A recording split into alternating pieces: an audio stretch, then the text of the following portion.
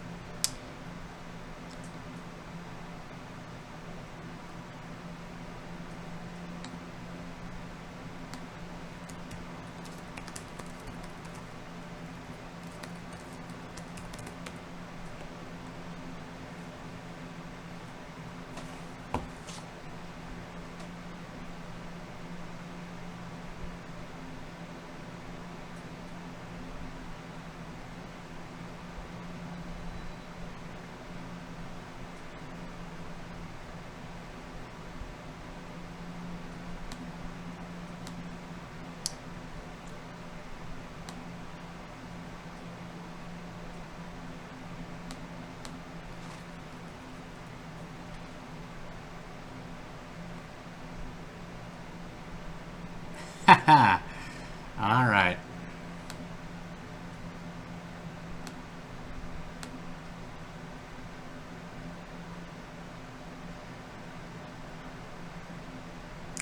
Looks like it might be working after all. All right.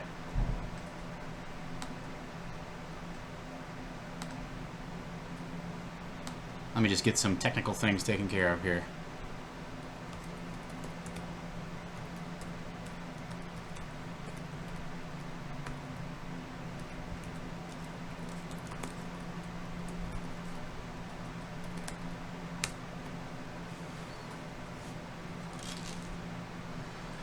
All right.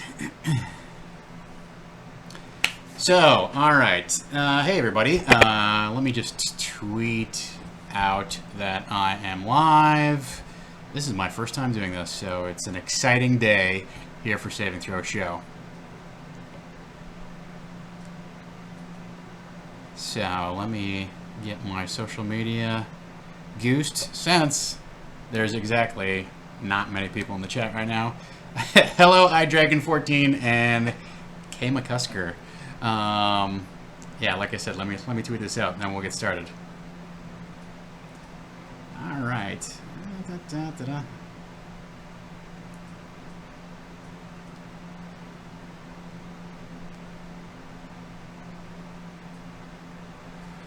Storm King's Thunder.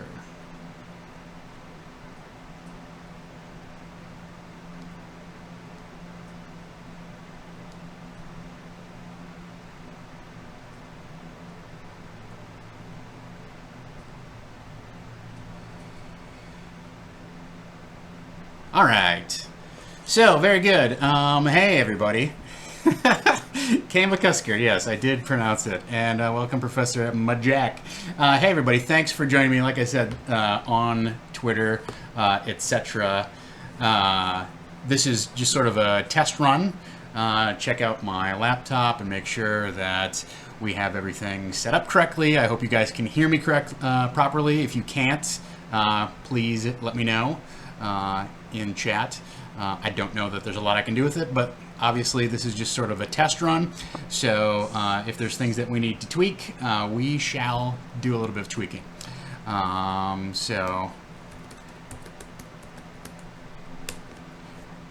right, so Storm King's Thunder dropped, well, technically it dropped 2 weeks ago, and for those of you who live in the Amazon world, it dropped Monday or whatever it was. So it's out. What prompted this whole idea is that thanks for checking in on the sound.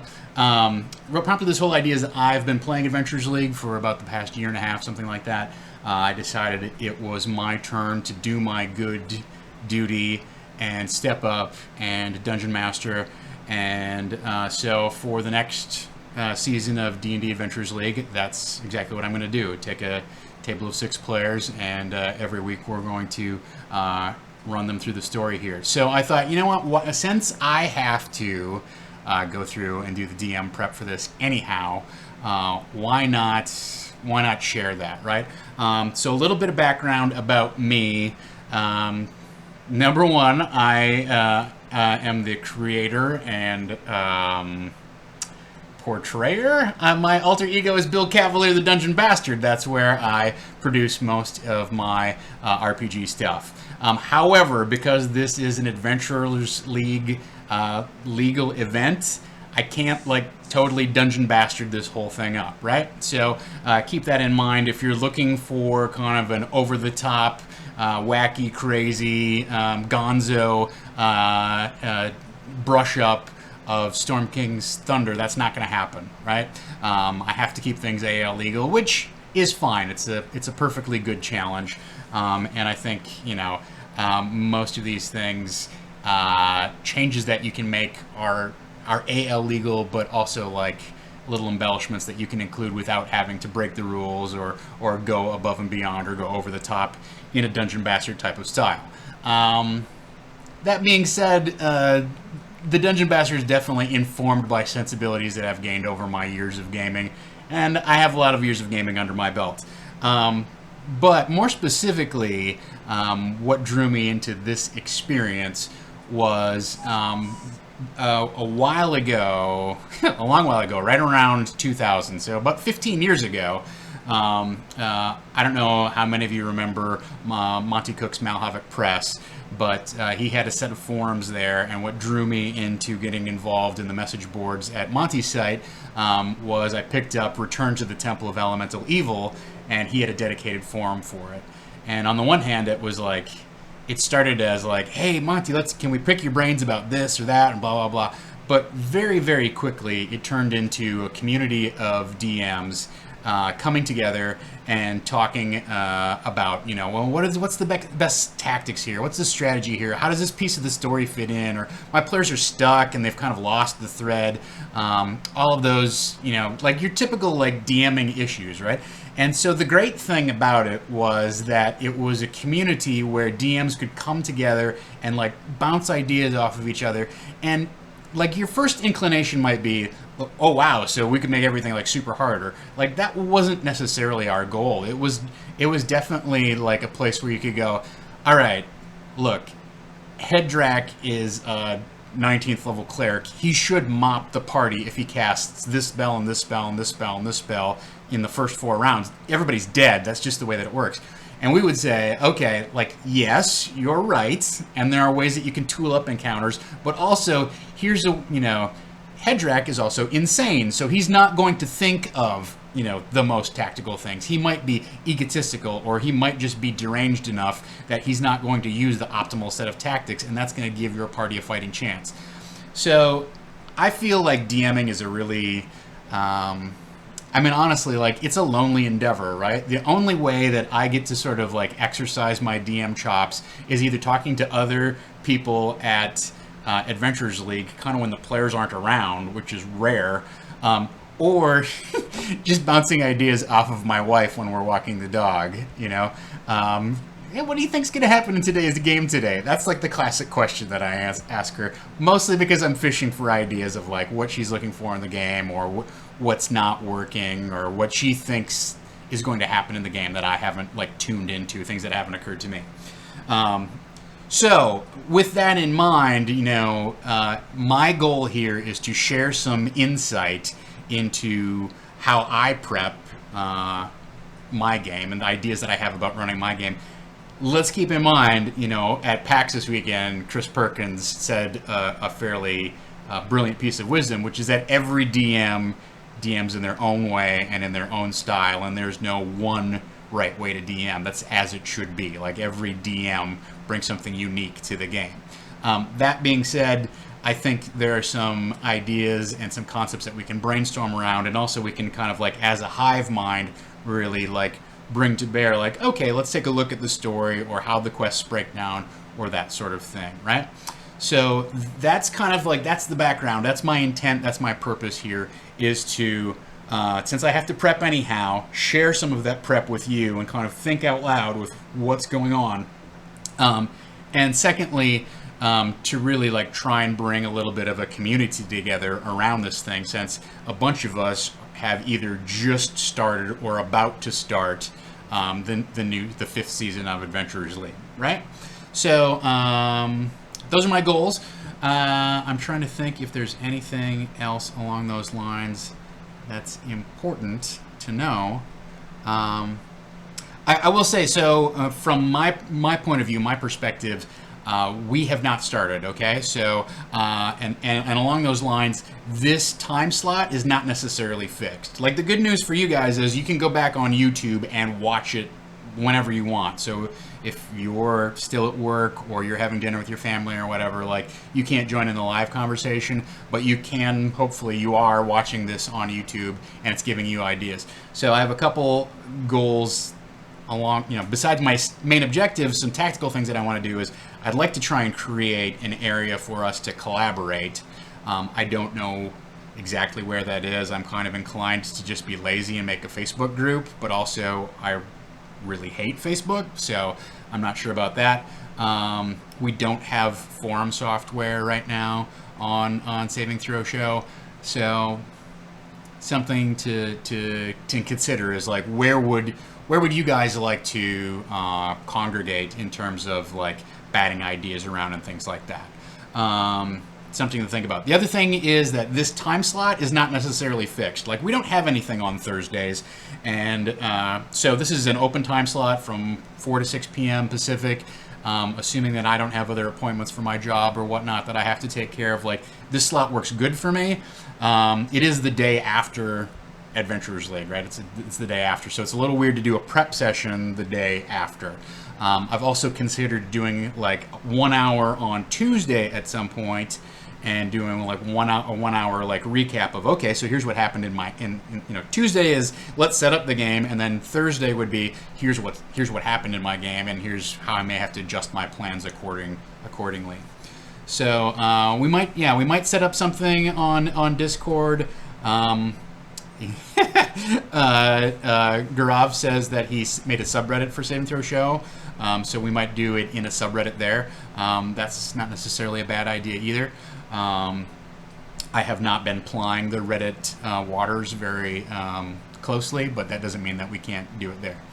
So yeah, those are just a couple ideas. It just depends upon what's most feasible, and also depends on time commitment. Like, I'm not sure if it's going to be less hassle to do an hour on Tuesday and then an hour on Thursday, or if it's just better to do, one show weekly or whatever. So those are some things to think around, some things to kick around. We'll come to a decision. I do want to say, like, up front, like, this is put together by Saving Throw Show. If you are not a follower, if you don't follow or subscribe to our Twitch channel or to our YouTube channel, please do those things. That means a lot to us. Also, I am going to have some handouts and notes and things like that. And some of them are going to be just free for you to download and use, and some of them are going to be things that our Patreon backers are going to get. We're kind of targeting that at the $10 a month level. It just depends upon, how much we put together and how much demand there is for it and that sort of thing. But it's a way for you to show your appreciation of all the hardworking people who dedicate their time and their talent, and certainly not any money. They don't get any money in return to bring this channel to you. So keep that in mind. I don't want to make it sound too pimpy, but like that's kind of the deal. As I have put together some stuff. Some of it's going to be free, and some of it is going to be for backers only. I don't think that's a huge shock or surprise. So we have a couple things on the table here today to talk about, right? And if there's something that you don't see on here that you would like to discuss, feel free to throw it at chat, throw it in the chat, and I'll see if I can tackle it a little bit. So the other piece of background I got to give you is probably like most of you, I have not finished reading the adventure, right? I'm about 75, 80 pages in, which gets me deep into chapter 3. And I, at this point, like I feel like I'm 2 months ahead of my reading. I would like to get the whole thing read, maybe as soon as next week.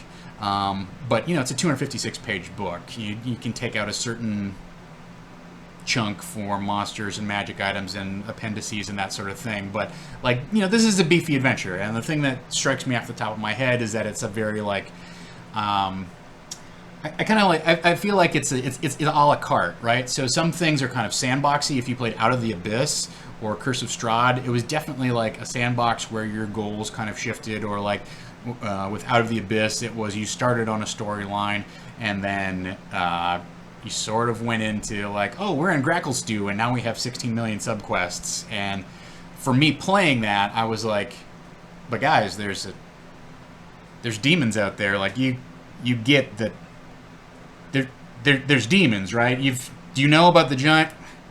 Okay.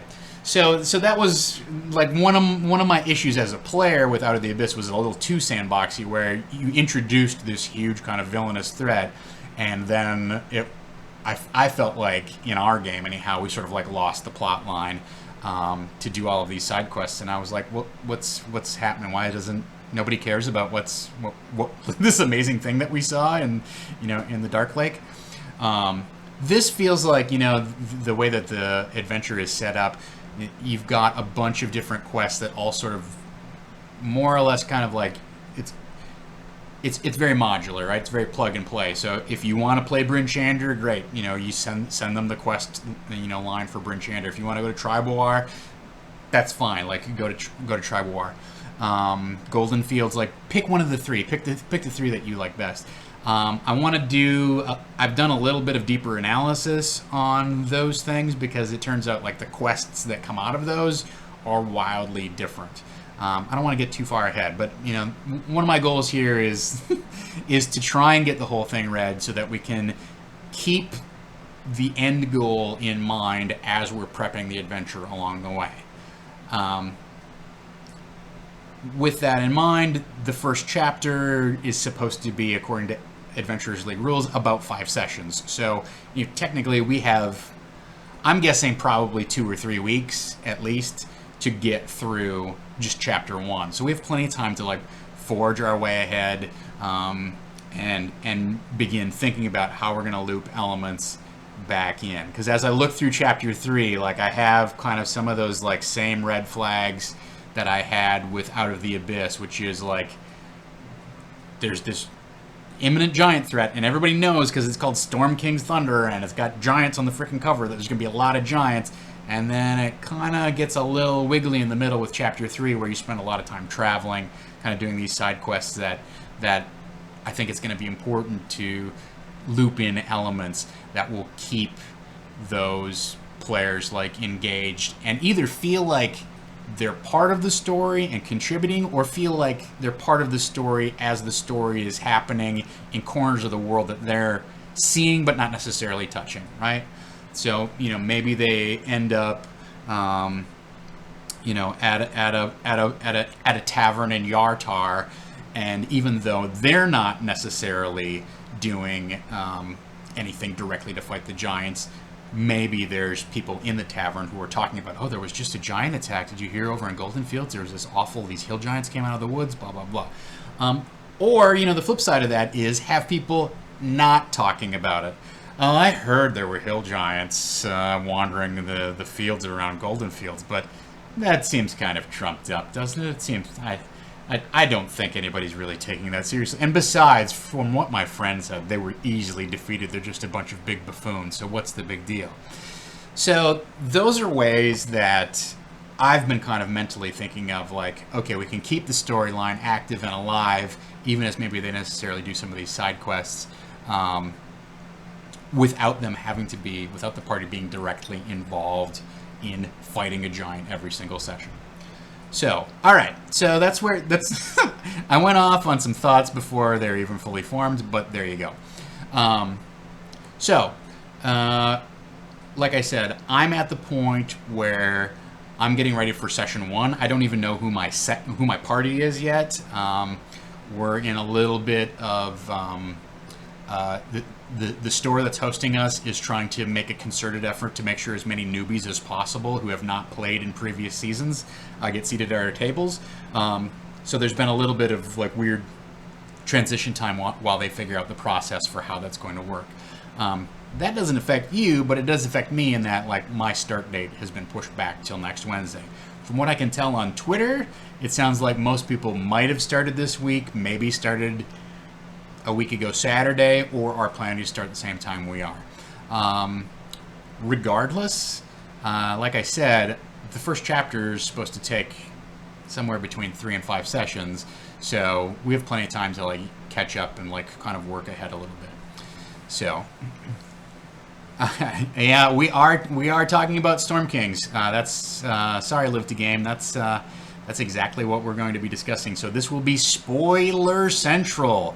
Maybe I will put that on our banner next time. Is Spoiler Central. If you want to talk Curse of Strahd, maybe we can have like a chat session at some point talking about like what our Curse of Strahd experience was like. But that's really just sort of like a turn on the webcam and exchange war stories kind of situation. All right, so a couple things. Let's start with table prep. So our first thing, even though I don't know my players, I'm going to pass on some things that I've been thinking about as the new season starts. Things that I've been thinking about because I've played in Adventures League for the past 2.5 seasons or whatever it's been. So things that I want to consciously do with my game, running an Adventures League game in a game store with 6 players who don't necessarily know each other, etc. So this is going to seem weird, but like my number one priority for prepping my game and prepping my table is my goal is to take as little table space as possible, right? So one of the things that we have an issue with at our gaming store is that we have basically Adventures League is chock full. We have 6 tables of 7 players. There's 40-some people who come jam together every Wednesday night, and we're literally like fighting for chairs, right? And so that being said, as I've played,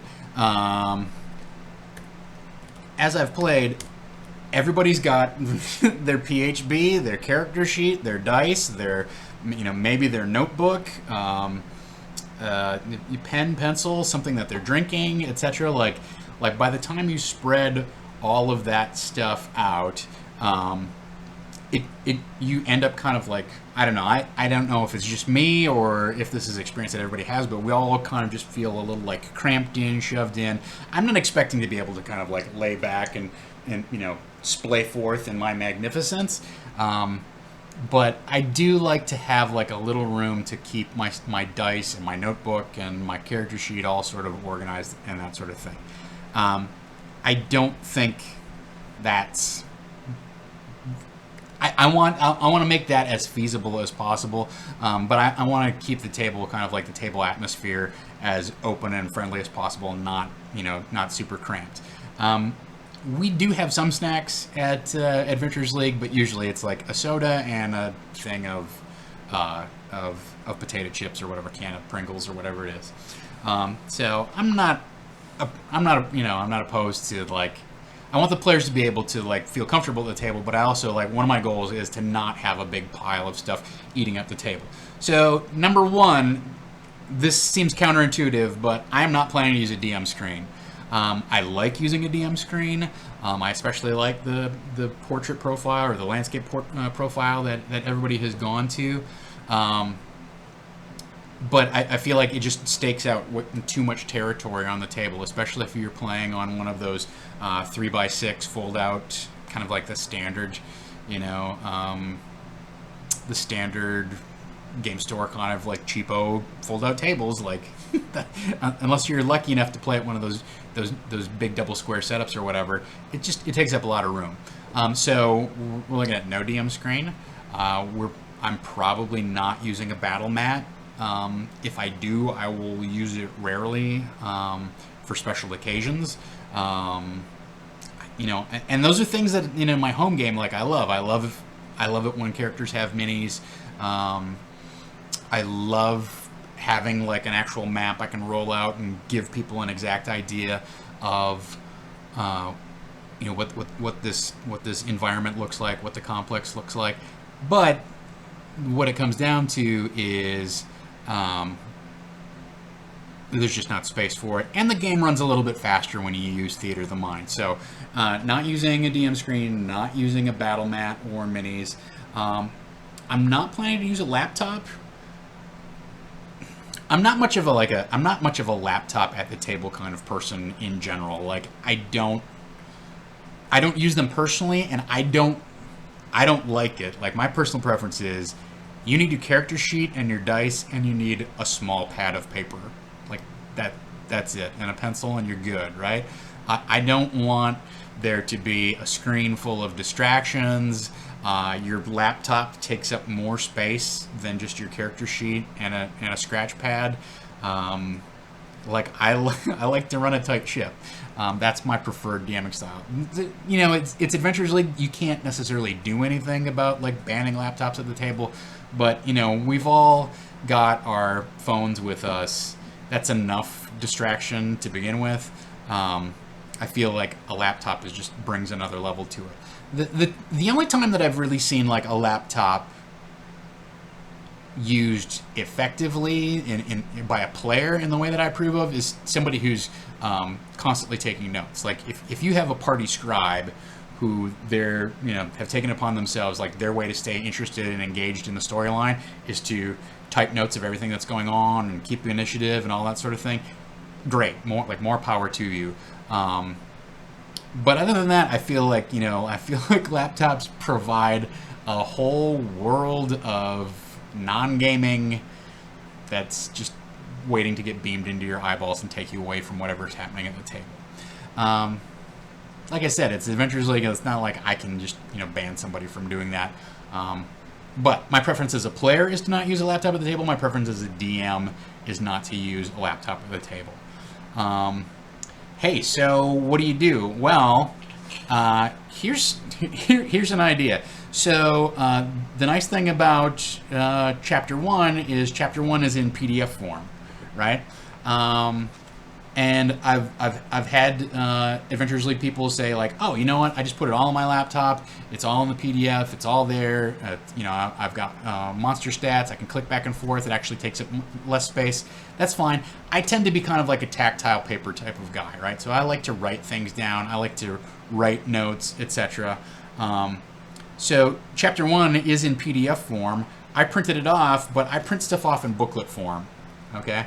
So now, unless you have old man eyes, which, we all are facing that day at some point, hopefully, now I can fit like most of this adventure on 10 pages, and it takes up very little table space, especially if I'm running an expedition. I will skip out on printing, the cover page and maybe some of the appendices. What I can do is I can load that on my tablet, and if I need to, I can fire it up and scroll through and pull up any details that I don't immediately care about on my tablet. Or specifically, if I need to search for a term or try and find like, oh yeah, where was that thing about the dancing wave? I can put that in and electronically search. But I'm a super big fan of printing stuff off, tablet size, and then just, or pamphlet size, booklet size, and then just flipping through the adventure. And the nice thing about having stuff in this format is I can go through and highlight the stuff that's important to me. I can make notes in the margins. I can write on it. It's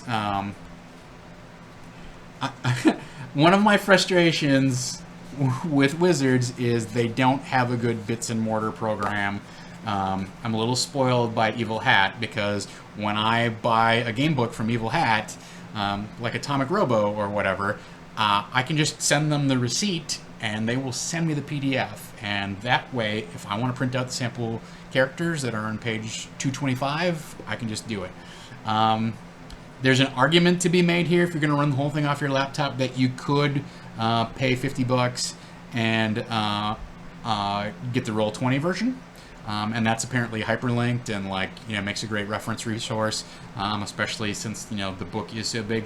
I'm honestly considering buying a second copy of Storm King's Thunder and then just cutting the binding off and either putting it into sheet protectors or just having it loose leaf so that I can take the chapters that I want and mark them up. So that's something I'm thinking about. What other table prep am I? All right, so one other thing that I want to do to minimize table space, if I'm not going to use a DM screen, is I have, and I don't know if this is a Matt Mercer thing or just in general, or I'm not sure what the origin of this idea is, but either taking index cards, which the DM's best friend is a set of index cards. But I have these little pieces of paper where I will write down the character's name, and then I might write down something about them. Like on one side, I'll write down their name, and then the other side, I would write down their armor class. I'll write down their class and race. I might write down their passive perception. You can actually get online. Some people have put together basically little nicely formatted kind of cutouts that you can do and make little table tents, and then you just put them out in front of you, and whenever it's time to have a combat, you roll for initiative and you arrange them in that order and just boom boom boom down the line, and everybody at the table can see who's next, and what's happening next, and you've got it right there, and then you don't have to spend the time of writing it down. I certainly was old school that way. I definitely still find myself falling into the habit of I will go down the initiative order, write everybody's name, and then put a little check mark when they have gone, etc. That's really the only advantage to that system is, number one, you can never lose your place in initiative.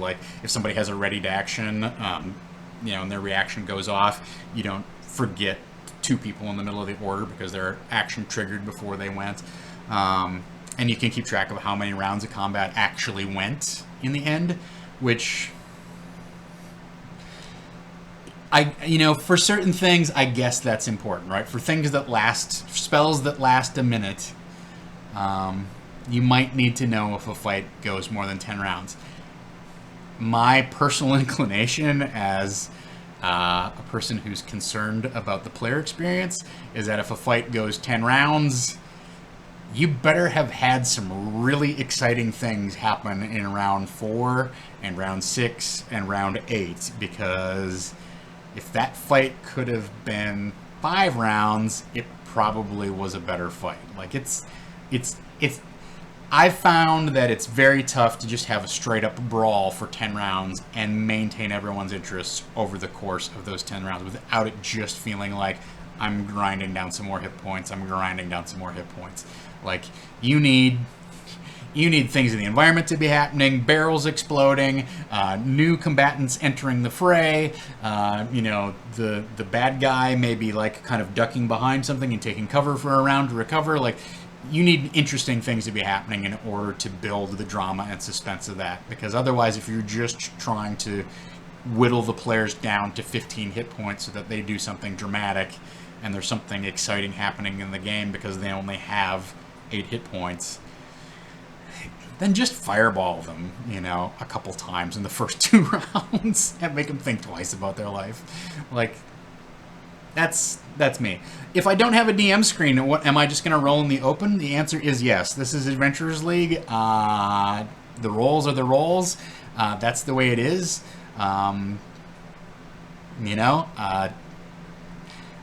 There is definitely a certain amount of sentimental charm to oh, you don't know what happened, but I think I really started doing open rolls when I was working on the playtest of 5th edition, and it's just a refreshing kind of honesty. It makes the game sort of more real and grittier without doing anything to make the game more real or grittier. It just, it says as a DM, you're a straight shooter. So, Um, that I am going to roll in the open for everything, and that's just kind of the way it is. So hopefully we don't go like too crazy in adjusting encounters or anything like that. Like the nice thing is with the new season of Adventures League, we do have some room to kind of like adjust things and make things more difficult if we feel like our party in particular isn't being challenged by what's presented in the material. They've given us some leeway to use our own judgment. But yeah, I'm planning to roll openly. That part I don't have any second doubts or regrets about. I also, let's see if I have, I have some, I have some different notepads that I use. And so not using a DM screen, like, are you going to be able to keep the players' noses out of the book? Are you going to be able to keep the players' noses out of the map? Those are the only things that I'm necessarily concerned about. And in terms of like tracking a monster's hit points, here's the easy hack for that. The inside scoop, which is you just count up, right? So rather than this monster has 180 hit points, and as they start doing damage, you start subtracting down till you get down to 0. You just start at 0, and as they do damage, you keep going up, and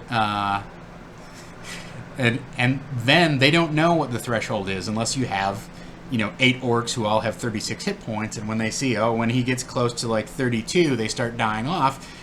Then the players can kind of like make some informed guesses, but there's ways out of that too. Well, this orc looks a little tougher than the others. Okay. But that's my cheap and easy way of keeping like as much information in the open by necessity, and yet keeping the metagaming to sort of a minimum. So you have to kind of keep an eye on your book, keep an eye on your maps, and have some player trust. But some of the other mechanical things, like, you can just keep notes to yourself. So the other thing that I like to do, like, you would think I would have this giant DM notebook of like this loose leaf binder that has all these different things referenced, blah blah blah. At least when I'm playing, anyhow, and I'm trying to keep this habit going as I'm DMing. I like to use a notebook that's roughly this format, so it's kind of like a small journal format. But the important part about it is it's spiral bound.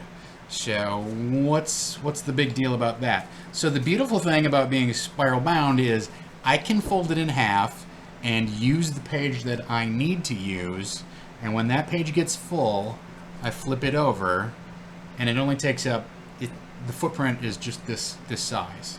So rather than having this much space eaten up on the table in front of me, I can keep things small, keep things tight. If I want to run an index card of other information, so stuff I would put on here would be like notes about like NPCs that I've made up on the fly, or maybe maybe I want to make a note about something that needs to be followed up on, or whatever it is. So this would be my as a player, I keep notes about where we went and what happened and blah blah blah. But as a DM, I keep notes about like that. On something like this, that's more disposable, on an index card, I would keep track of combat started, maybe how many rounds it went, the hit points of the various creatures involved, any other miscellaneous combat notes. Am I ever going to need to refer back to this combat? Like, do I need to flip this thing open and go, well, when they fought those goblins in the dripping caves, it took 4 rounds for the ogres to get in. Like, nobody. I don't know why I'm going to care about that. If I want to, I can definitely write that stuff in here, and I've got plenty of room. But just in general, like, what I really like is I've not often been a fan of spiral notebooks, but what I like about this is I can fold it in half. It's perfectly usable, and we flop it down, and it takes up very minimal space on the tabletop.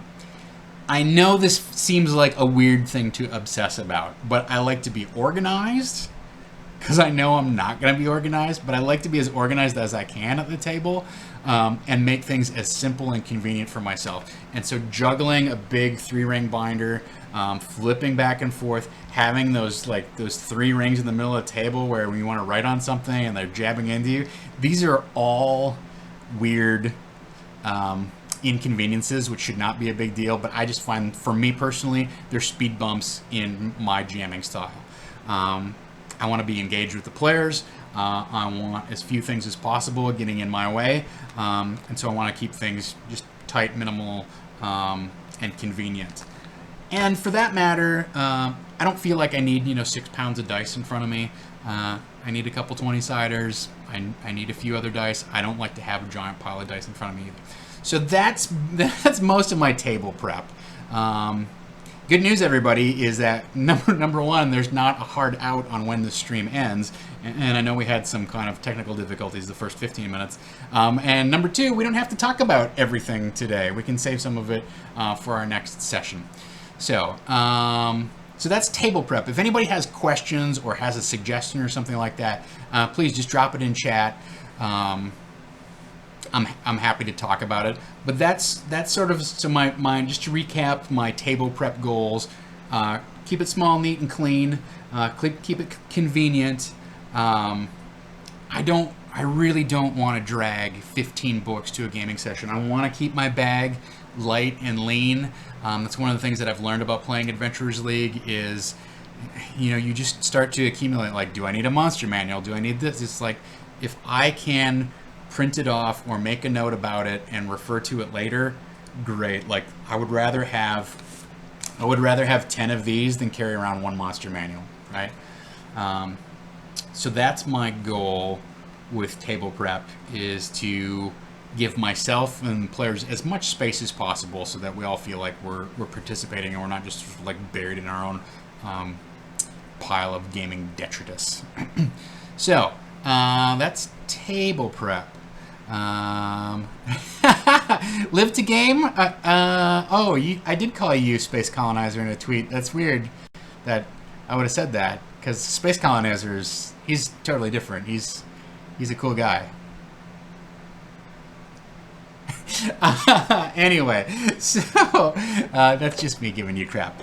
All right, so that is, I would love to, ideally one day, the fine lawyers at Wizards of the Coast are going to get on board with PDFs for their current product, because I'm very happy with the fact that I can buy the back catalog at a relatively decent rate of their older products, and I am not unhappy with the prices that they charge on DM's Guild for like the expeditions and stuff like that. Like $2.99, $3.99, $4. Like that's decent. I'm not going to complain about that too much. I would love to be able to get this adventure.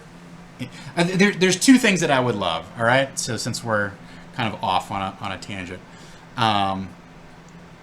the two things that I would love is I'd love to have the whole thing. I'd love to have the whole thing. That's my ideal world. Like, you pony up $50 for the product. It would be great to have an electronic version, and that way I could use it as a reference in whatever way that I wanted to. I don't want to pay an additional $50 to get the Roll20 version and have those assets at my disposal. That's not a value for me. Like I love gaming and I love Dungeons and Dragons, and $100 investment is difficult for me to make. When the alternative is to spend $35 on Amazon and just cut the bindings off the whole thing, or to take the book that I have, honestly, and like scan the pieces that I want and use them the way that I want. So it's really a matter of like cost versus convenience, right? That would be, in my dream world, it's just like a lot of other RPG companies do it, which is like, you bought one, you get the other, or we will sell you the PDF at markdown discount or whatever.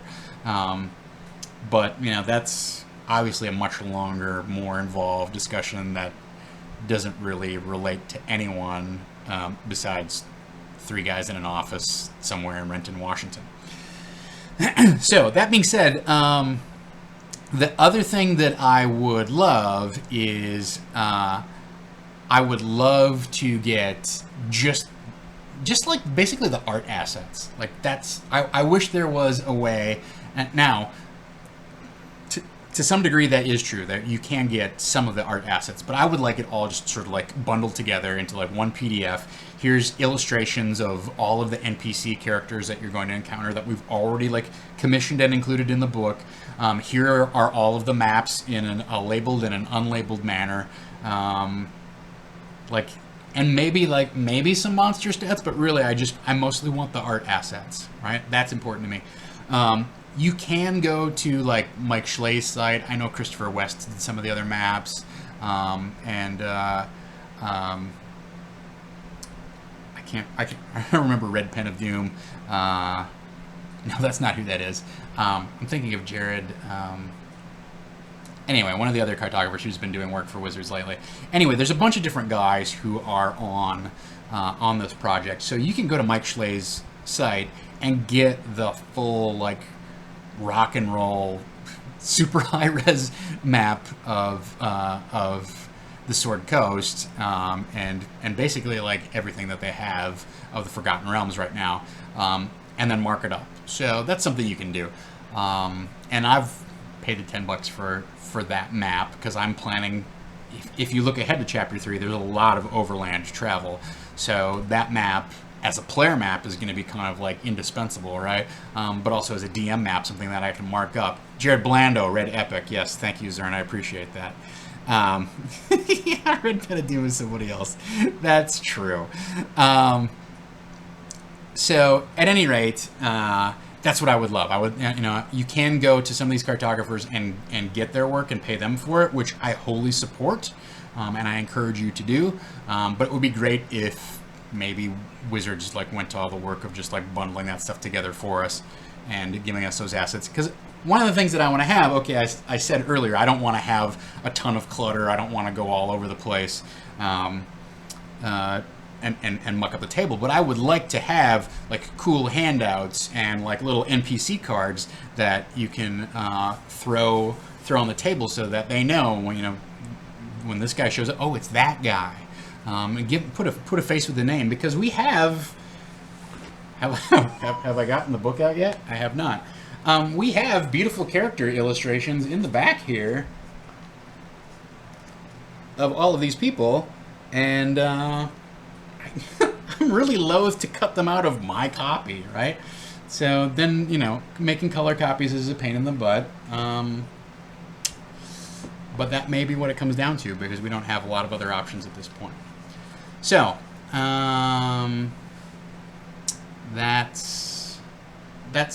are things that I wish. Those are things that I would like, that would make my life as a DM better and help me to run a better game. I am going to share with you a little trick that I did earlier in the week. If you follow Dungeon Bastard on Twitter, you would have seen this. So, like I said, the nice thing about having Chapter 1 in PDF is we can print off this map, and now if I want to make notes, I can write and scratch and chicken scratch and put in and do whatever I want on this map as much as I want. Terrific. Because I don't want to crap up my copy of the book. Maybe you're just not OCD like I am. Maybe you don't care. I hope you are, because it's a bit of a burden. But if you are like me and don't want to do that, and you're looking at chapters which do not have a PDF equivalent that you can just print off on your own scratch paper, here is what I did. I bought some tracing paper. Why am I hiding this from you? I bought some tracing paper, and I traced it, and I made my own notes on here. And in fact, let's just show you, since I can do this. So there we go. So I created my own Nightstone encounter key. We're getting a little bit ahead of ourselves, but you know what? I'm too excited about this to hold back. We're going to circle back around to forming the party in a minute. But since we're talking about electronic resources, etc., I just wanted to share with you. So what's the idea here? Why did I go to this trouble of putting this map together? And the big thing is, you've got the map on page 15 or whatever it is, and then you've got 5 or 6 pages of this is 1A, this is 1B, this is building number 2, this is building number 7, this is building number 8, this place is empty, this place has blah, blah, blah. Like, so what I did in order to get my mind around what's happening in Nightstone is I took my tracing paper, traced out the major areas that matter on the map, and then I keyed how many goblins are in each of those. Who could they potentially encounter in each of these spots? I don't necessarily have like all of the traps or all of the stuff that's going on, but with this encounter key, I can run a lot of Nightstone just referring to this one sheet, right? And in terms of like managing like what's on my, in terms of managing what's on the page in front of me and what I kind of have to hide from my players, I just have to manage one page, right? I don't have to keep flipping back and forth, looking things up, blah, blah, blah. I can keep the book open if I choose to whatever encounters are going on, and then I can keep this loose with me. And the great part is, like, let's just say that this didn't exist, that I didn't have a PDF. With this tracing paper thing, I can flip the book open and go, all right, we are on 4B. Now I've got my map with me. It floats with me. It goes wherever I want, right? So if I flip pages, boom, like, and I went through and I numbered what each one was, and then I just quick put a note of like, okay, this is the goblin. These are their names. I don't necessarily know what they're doing. That doesn't really matter, right? I just need a quick visual scan of like, how much is going on in Nightstone? Because when I read through it, I did not have a good idea of how much was happening, right? So, you know, the good news is it is back to school time. It is almost the end of back to school time, so that's bad for you guys. But if you go to like an art supply store, I was in Blick Arts yesterday and they had a sale on tracing paper, like, or Amazon it or whatever, and for under $10 you should be able to get into 50 sheets of tracing paper. It doesn't take a terribly long time to trace. I will say that like a simple map like this probably took half an hour, 45 minutes. The good news is if I keep doing these things for you guys, then you know, if you're a Patreon backer, you're going to have access to these things. I'm going to make these ones free. Just, you know, the whole first chapter's free, so why not just put it all up so you guys get an idea of like what sort of bonus content I'm going to generate. You know, why not leverage the work that I do across everybody else's struggles with running the adventure. Let's make it easier for everyone is kind of the way that I look at it. I did the same thing. Let me just pull this up. I did the same thing for the Dripping Caves, right? So I went in. This is a little bit trickier to read because the Dripping Caves is so kind of amorphous that it could benefit from like a little bit of shading. But again, like now I have an idea of how many. The thing that's really important to me in this first chapter is if an alarm goes off, how many people are going to come running how quickly, right? Because to me, that's the big challenge of running this first chapter is your players could either have it kind of easy, or if you really run a tight ship, you could drop the hammer on them and have a lot of goblins like show up, take tactical positions. How many goblins, do you think could go up in a barn and pick off a first or second level party? If they go up in the hayloft and they sick the wargs after them, like you can do some very tactical stuff. So the nice thing about having something like this is it allows me on the fly to have an overview of what's going on right now in this complex and what's where. And you know what? If they come back next, if I come back next session, if I split Dripping Caves or I split Nightstone over 2 or 3 weeks, I can just cross things out or update my notes, right? So I know, all right, well, that goblin's dead, blah, blah, blah. but it gives me just this handy, quick way to take a look at what's happening in Nightstone, and then like on the fly, I can kind of like ramp things up within the confines of the adventure as written, or go, you know what, that's right, those guys are drunk, aren't they? Maybe they don't hear that. Maybe they don't hear what's going on. Maybe they don't care that the bell has stopped ringing, etc. So that's one thing that I did to help me prep this thing, because especially with the Dripping Caverns here, like a big issue for me is that there's a lot of like 1A, 1A, 1A, 1A, 1A. And they're not color-coded, they're not differentiated, they look just like every other map key indicator for every single area. And so like I just get overwhelmed where I don't remember what that is. I don't want to remember what that is. Why is that taking up brain space? I'm you know, if you follow Sly Flourish, he's a big advocate of being a lazy DM, and a little bit of work ahead of time helps me be a lot faster and more agile at the table, and that's what matters to me. So, you know, I put this together to get rid of some of the detail that was getting in my way of understanding what was actually going on. So those are a couple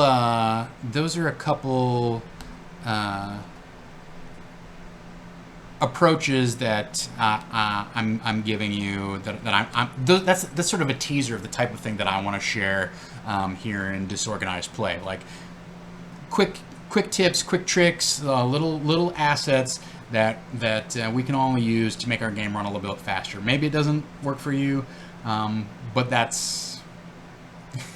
I'm open to listening to your suggestions. I want to hear what does work for you, or maybe, you know, here's the other thing to keep in mind is I want this to be a collaborative process, because I am not the be-all end-all expert on this adventure. Arguably, there's only one person who's the be-all end-all expert, and that guy is Chris Perkins, who's very generous with his time on Twitter, but also probably is working on whatever they're releasing 6 months from now.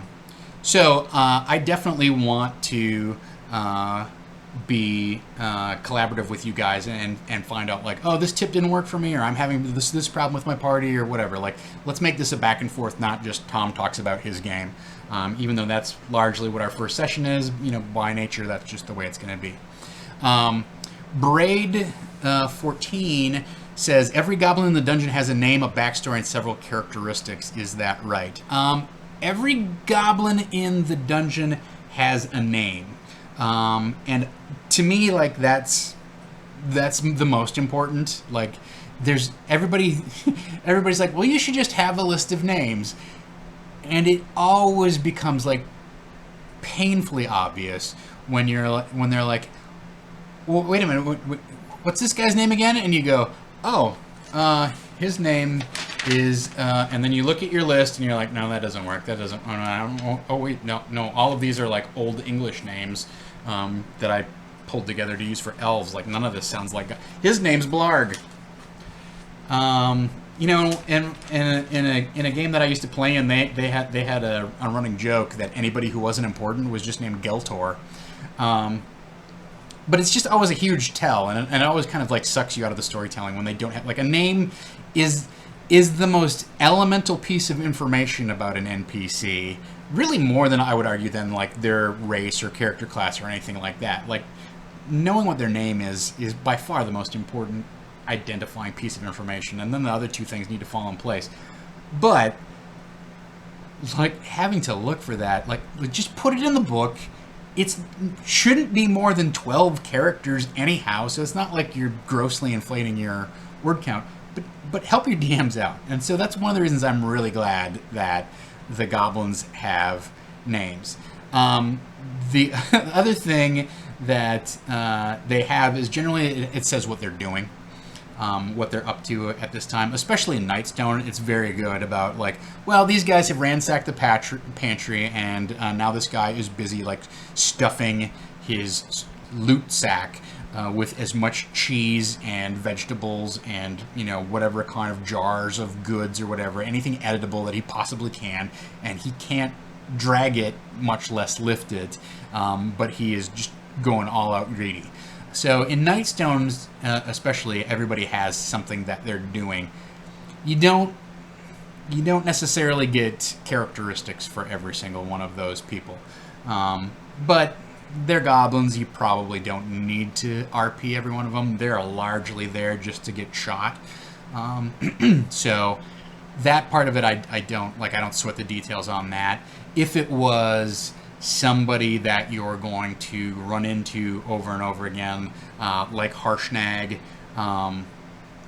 or one of the other NPCs, then I would want to know like a couple characteristics. Does he have a particular way of speaking, or some sort of mannerism, or notable piece of jewelry, or something that's just, like he constantly is going off about all of the wonderful things his daughter is doing and can't stop name checking his daughter and how wonderful she is, blah blah blah, like something like that. Like I would want those types of characteristics for my NPCs. I don't need them for the goblins, because the goblins are just there as little bags of XP. The good news is that they're doing stuff besides just waiting around to get a sword in the back of the neck. But they're not doing much. I mean, their function, their end, their purpose is not to do anything else that's particularly interesting, right? You do have Darkhope, who's the Zentrum spy. Like, she's interesting, and she obviously leads to another step in the story. So you do have characters who do that, and they're fleshed out a little bit. The goblins they're goblins. It's your first level. Go shoot some goblins. They're the rats of Dungeons and Dragons.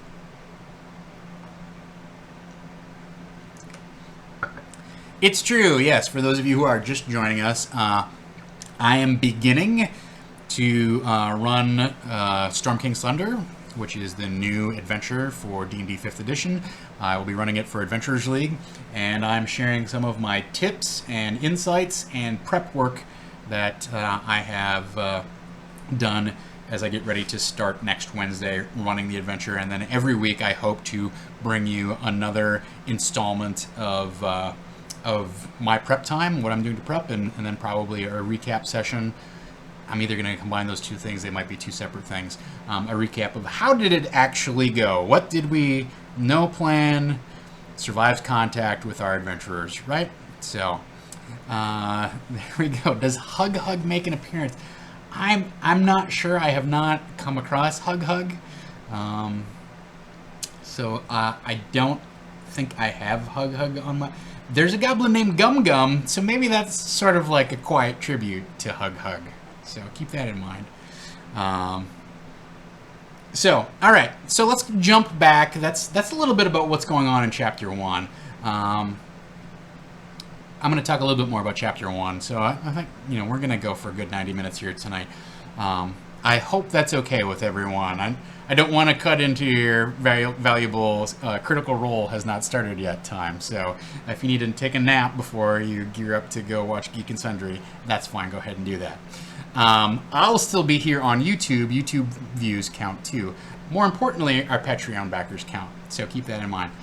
All right, so forming the party. Like I said, I do not have a table assigned to me yet. I don't know who my players are, and I don't know what characters they are playing. That's not a huge issue to me. That's Adventurers League. Like, you get kind of whatever shows up that night, right? So that's fine. It would be nice to know, like, what our balance of magic users to fighters is. Do we have mostly tanks in the party? Are we down a cleric? Some weird things can happen in Adventurers League, because my experience is that people like to kind of like screw around with different character concepts because you don't actually roll for stats. I don't know how many. I'm going to adjust the shade here because it's getting a little bright. I'll be right back. I don't have to go far. That's the good news. All right. Let's see how this looks. That's better. All right, so the thing that I find that happens in Adventurers League is that people tend to explore character concepts as opposed to kind of organically come up with a bunch of characters that they want to pursue. So I guess what I mean by that is in a typical D&D home game, you roll for your stats, and then those stats reflect what your those stats kind of inspire you to come up with, like, oh, maybe I'll play a bard, or maybe maybe I will play a fighter this time, or whatever.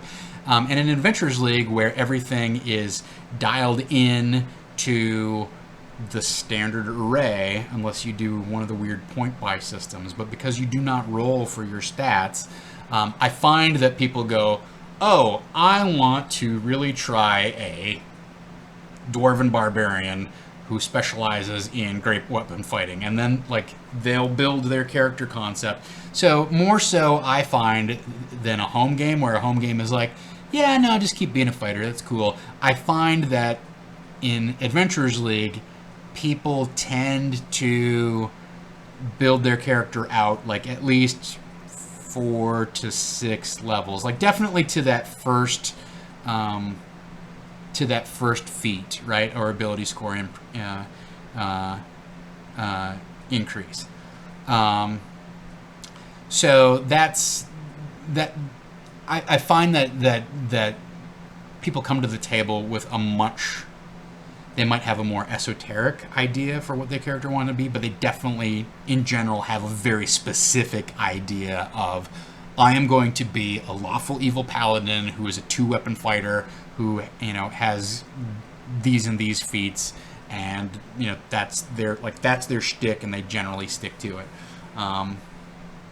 I started off as a warlock who went into bard last season, and that just sort of wandered and went weird, but because you're not rolling for your hit points, because you're not rolling for your stats, because you don't have a great amount of control or input as to what magic items you get, I find in general that characters tend to wring as much out of the things that they can control, that being their class selection, their spell selection, and their feat selection.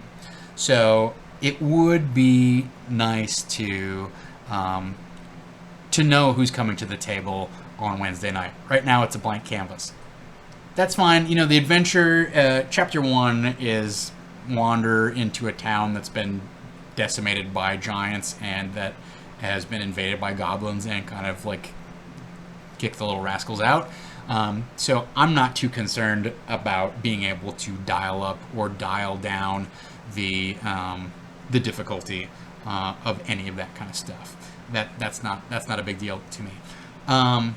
But that being said, there's 2 things that I would like to bolt on to the process of the players sitting down at the table. One of these I was thinking about the other day, and I haven't written it up, and if I do, I will share it with you. But I've seen this done before, and I would like to employ it this time around in Adventurers League.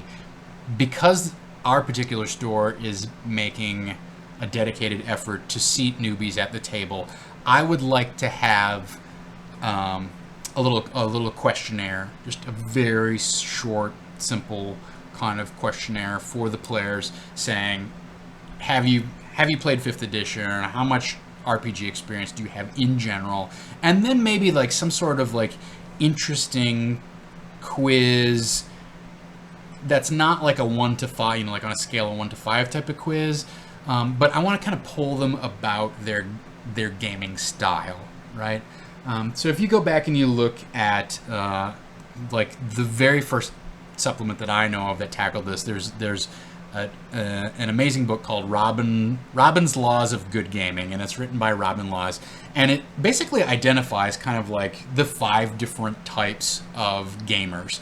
So there's the combat, kind of hackmaster guy. There's the role player who, likes to inhabit their character and is maybe more about speeches and character hooks than they are anything else. There's the puzzle solver. There's sort of like the mastermind who likes to piece together the plot.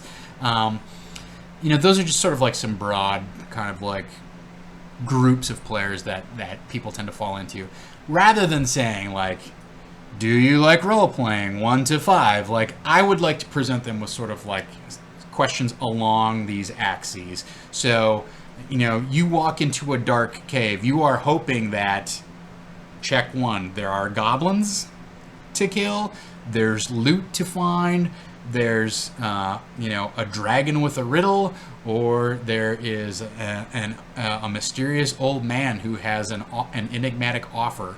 You know, like, that's just off the top of my head.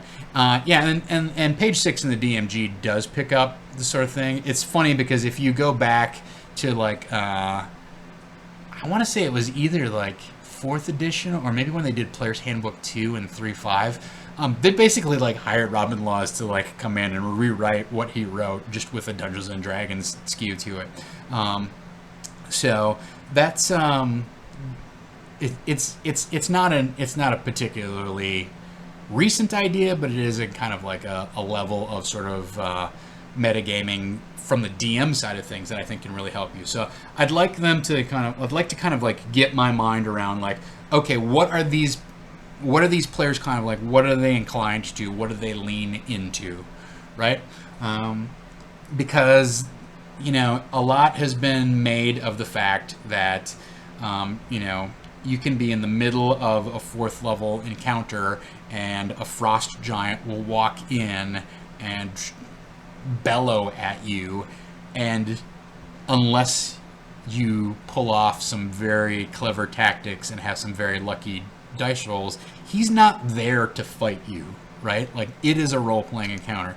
So I want to kind of like take the temperature of the group in terms of how much combat do we need, and then how inclined are they to RP stuff, and hopefully kind of like find a good balance for those things as the adventure progresses.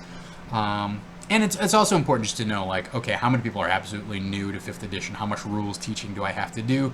How many of you are old hands or have played enough where I'm not going to have to, like, you know, give a major tutorial on how the feat system works or anything like that. What your proficiency bonus means and when that changes, etc.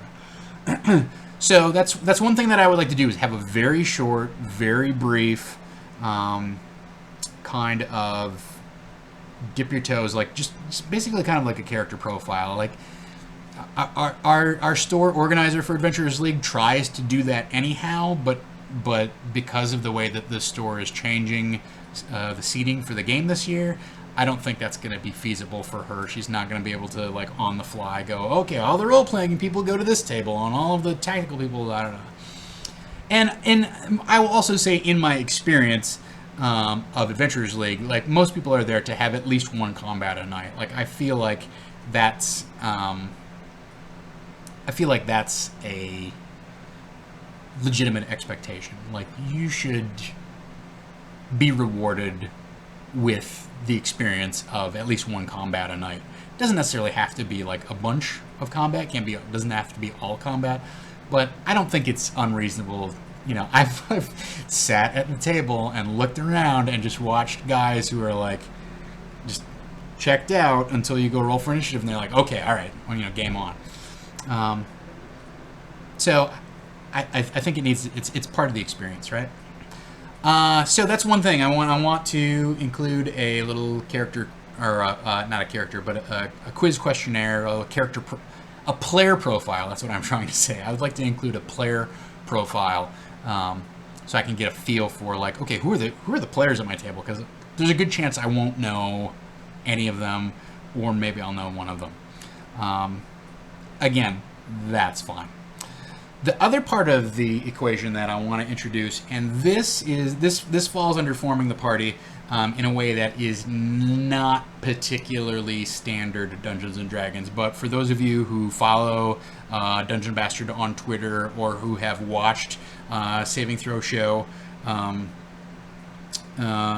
we've done a couple one-shots. Well, if you watch the Dark Sun show that Sean Graham does Saturdays at noon, I want to steal some stuff from Dungeon World, and specifically I want to steal character bonds.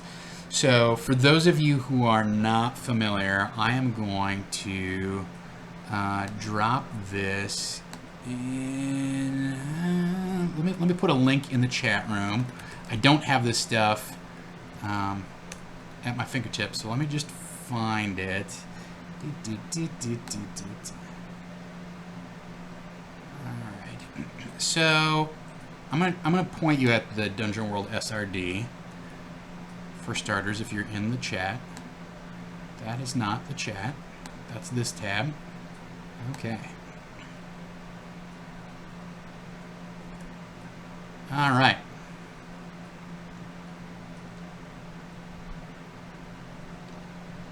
So if you look under playing the game, that's your basic. I'm really getting used to. Where are the characters? Where are the characters? Alright, so let's take a look at Barbarian, but specifically let's look at the Barbarian's bonds. So I'm going to drop another link in the chat here for you guys. Thank you, Braid, for sharing the Season 1 on YouTube of Dungeon World. Alright. So, if we look at this, each class in Dungeon World has their own set of bonds that are custom to that class. So, if we look at the Barbarian's bonds, for those of you who are watching on YouTube, I'm going to read them to you. Blank is puny and foolish, but amusing to me. Blank's ways are strange and confusing. Blank is always getting into trouble. I must protect them from themselves. And blank shares my hunger for glory. The earth will tremble at our passing. So the basic idea behind Dungeon World Bonds is you take another character at the table and you fill their name in to one of these sentences. And ideally, you have a different character for each one of those of those sentences, so that you have relationships that may be either either friendly, or they might be slightly, I don't want to say hostile, but they can be sort of a little bit, your character is kind of at odds with that character, or may have a misunderstanding with that character. So the important thing here is, like, if you're familiar with bonds in D&D, this is not a lot like that. Okay? So try not to get confused. Like, definitely, like, these are two very separate things that have minorly related purposes, but really have kind of a different, like, net outcome. So my bond in straight up 5e might be something like, I'm trying to think of like a typical one. There's a ton of them, and it all kind of depends upon your background or whatever. And it's like it can be things. Your bonds are sort of like, they fill in that area of like your ideals and things like that, right? But they tend to be rather lofty. They tend to be sort of abstract, and they do not have this concrete level of relationship built into them that Dungeon World bonds do. And so one of the reasons I want to use this is I want to establish the party. In Adventurously, we always assume that the party knows each other, likes each other, or at least works as a team together. They've adventured together before. There's no, like, I'm the enigmatic stranger. That's a very nice longsword you have. There's none of that kind of, like, cross-character PvP kind of intrigue garbage that you can get at a convention game or what have you. Like, organized play, you're a team, play as a team, use teamwork. That's one of the foundations of Dungeons and Dragons, right? So I want to use this as a way, kind of like right out of the gate, to get people to understand, like, how does my character relate to another character? Like, let's give each other some quick role-playing hooks that may or may not end up getting developed along the way, but at least you can kind of, like, it gives you a moment to, number one, think about your character, and why they would feel this way. And then number two, look around the table and go, oh wait, whose name would I put in here? Oh, and the thing is, it doesn't necessarily matter, Blank's ways are strange and confusing to me. If I'm the barbarian, I could pick the magic user because I'm a barbarian, I don't believe in magic. Or I could pick the fighter because they don't fight like I fight, visceral and with my guts, and I go into a rage and there's froth and foam and I just charge into battle. And he uses these battle maneuvers. You can put almost anybody's name in here, and it gives you a hook without necessarily like having to put a ton of thought into it. It's not like it ultimately, in this particular way that it applies, it's not like it really matters, right? It's just like you can hang your hat on it, and if you decide it doesn't apply later, you want to change it, great, that's fine. So I want to use Dungeon World bonds to try and get the characters going as a party. Now I will give you one other piece of advice that I'm not going to use myself, but which I had been planning to use prior to the season starting. And that is, whenever we cap off a season at my particular store, at least the table that I was playing at, we did this last time, and we were planning to do it this time too. But when we capped off a story, we usually had like a week, like we finished a week early because we're that good at Dungeons and Dragons. We would finish a little bit early, and so the gap, what we would play in between is we would play a one-shot. And the great thing about that is, like, we all love D&D, but you know what? It's also fun to play other games, and this gave us like a perfect opportunity to play a game that we wouldn't normally play. Everybody knew that it was a one-shot, so they're not worried about like, oh, am I stuck with this character, or what if I don't like this rule system, or I just want to play D&D, I don't get it. Like, they only had to put up with one session. And so last time we did this, we played Dungeon World as a one-shot. This past time, we had a week off, and we played John Harper's The Wildlings as a one-shot. So if you follow Dungeon Bastard, you might have seen some of that stuff going in there. But the great thing about... So how does this apply to prep? Like, okay, great, so you played a one-shot of a game that you wanted to try. That's fun in and of itself. Great. But the real bonus to using this, or the way that it really was going to be more important, or at least it was important last time, was we played a game of Dungeon World where you played essentially sort of like a prequel. You played like the version of your characters that you were planning to play in the upcoming season, but maybe as like their parallel universe version, or maybe it was like their younger selves or something like that. But we played them in Dungeon World, and we had such a good time that we decided to take those characters and move them into our Curse of Strahd game, right? So with the Wildlings, what I decided to do was, okay, have an idea of what your character is going to be. You don't have to know the class. You don't have to necessarily... Like, if you know their name and their race, like, that's good enough, right? And that's all you need to show up with that night. And then they show up that night, and I tell them, okay, what's your name? You are all the teen version of yourselves. And we're going to play this one-night, one-shot adventure where you play the teenage versions of yourselves. And then when we actually, like, start the game, we're going to fast forward to, like, okay, you're adults, you're adventurers now. Let's jump into what's, the real meat of the adventure. So that's what we did. And the great thing about like playing the teen version of yourselves, you can do this just as a regular D&D game, right? Like as a regular D&D one shot. You wouldn't have to necessarily play Dungeon World or Wildlings or Fate or like whatever, like Cypher system or whatever like alternate system you want to try out. Please, I deeply encourage you to go and try that thing out. But if you don't feel like putting that much work into it, or you can't talk your players into it, which happens, the great thing about being teenagers is you're inherently incompetent because you're only like 14 or 15 years old. There's this wonderful like dramatic dynamics between everyone because you're all like crappy teenagers who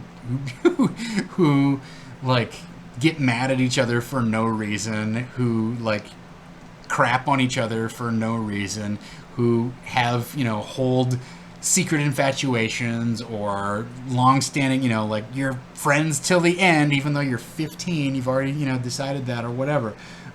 It's a great time for melodrama, and the net effect of that is it's going to heighten like whatever happens, unless like it's like this crucible of like role playing that happens for one session, and then you can go, yeah, well, it's 10 years later now. You're 25, you know, and you are an established, like, you are a first level sorcerer. Like, you actually know real spells now, or you actually like have a full set of, you know, splint mail and a real sword. You're not just carrying around that, you know, that spear that you made by strapping a dagger to an old piece of wood that you found in the forest. So, you know, it just like lets you kind of like burn those relationships in this like crucible of melodrama, and then see how they play out later when you actually form a party. So that was something that I had planned to do. With the changes that the store is making in terms of the seating process, that's not going to be available to me. But, you know, this using the bonds from Dungeon World is a way that I can sort of recapture some of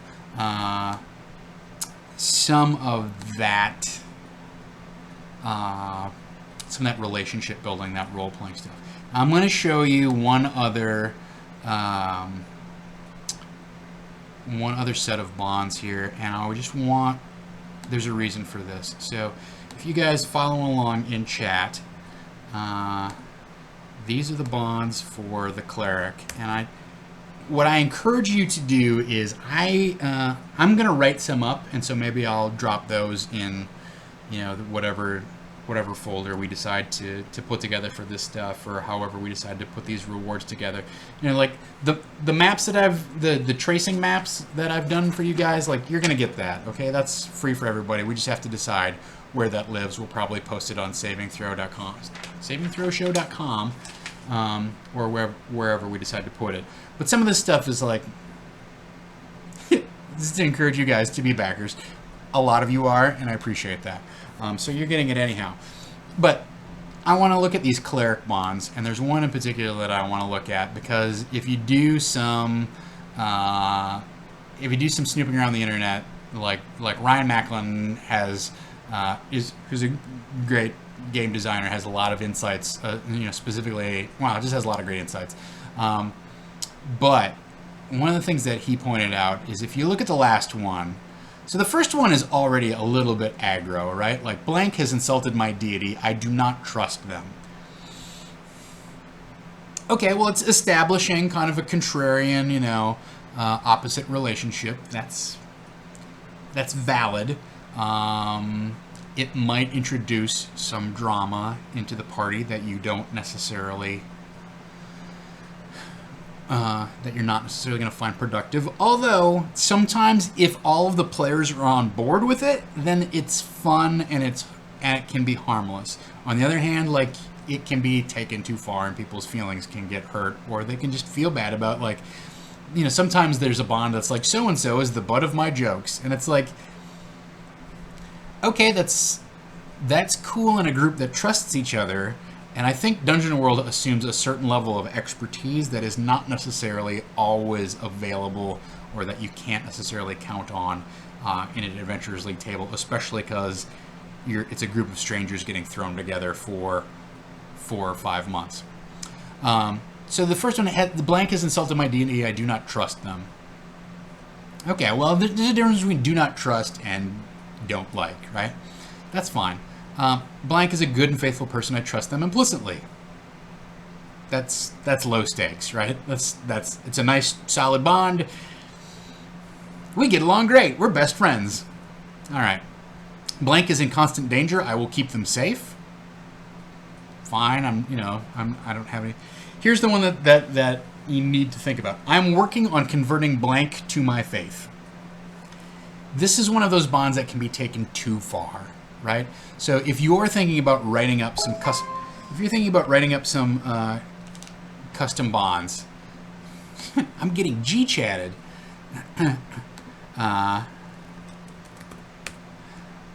If you're thinking of writing up some custom bonds, just be careful, because a player can take this too far in the other direction, where they're sort of imposing something on a character that may not at all be interested in that aspect of it. And especially, like, I'm converting this person to my faith. It can cross some boundaries that you may not be interested in. I am a proponent of using an X card. If you don't know what that is, for starters, that is a card with an X on it, and you just put it in the middle of the table, and you explain at the beginning of the session that if the game crosses over into territory that makes you personally uncomfortable or feel threatened, or that you have had a previous bad experience with, you are allowed to tap out on the X card, and we will rewind and either approach that scene from a different angle, or include a different element, or do something different. There's a certain element of gamers out there who feel like, oh, that's just like trigger warnings, and like, why can't, like, who cares? It's just made up. But the fact is, like, sometimes, and let's be honest, this has happened to everybody, where you're sitting around, and especially in a game where they emphasize maybe like a little more kind of like less hack and slash and a little more like RP type of stuff, or just any game like where you capture prisoners. We've all had that moment where either like they send the paladin out of the chamber, or the thief decides that he's going to like go to work on somebody, and then explains to the table in excruciating detail like all of the horrible anatomical things that they do to that character. And I will, like, by my own admission, like, that's an extreme example, but my own admission, like, when I'm describing combats at my table, I tend to get, like, really gory. Oh, you shoot the arrow into his neck, and it, pierces open his artery, and there's blood spurting all over the place, and his larynx, blah, blah, blah. Like, I'm aware that, like, I can take descriptions that I think are fine and start to cross a line where people are like, you know what, we don't need to go that far in our gaming. Like he takes a horrible shot from the arrow. We can all fill in the blank with as much detail as we need if that happens. So the idea behind the X card is that if something comes up that's a touchy subject, or somebody just accidentally, like, jokingly crosses over into some sort of, like, joke that they think is funny but kind of, like, offhand, and then it turns out, like, someone one of the other players is either, like, maybe you don't know their sexuality, or maybe you don't know about their history of whatever. An X card allows you to kind of, like, push back and go, oh, well, you know what? Hey, let's keep it friendly. Let's keep it down to earth. Let's review and kind of find our way around this. I don't care if you call it an X card or just like a tap out or a timeout or whatever you do.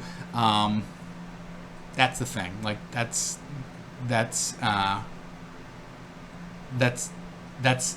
mechanism that I want available, especially because I'm sitting at a party at a table of 6 strangers, and I don't know who these people are.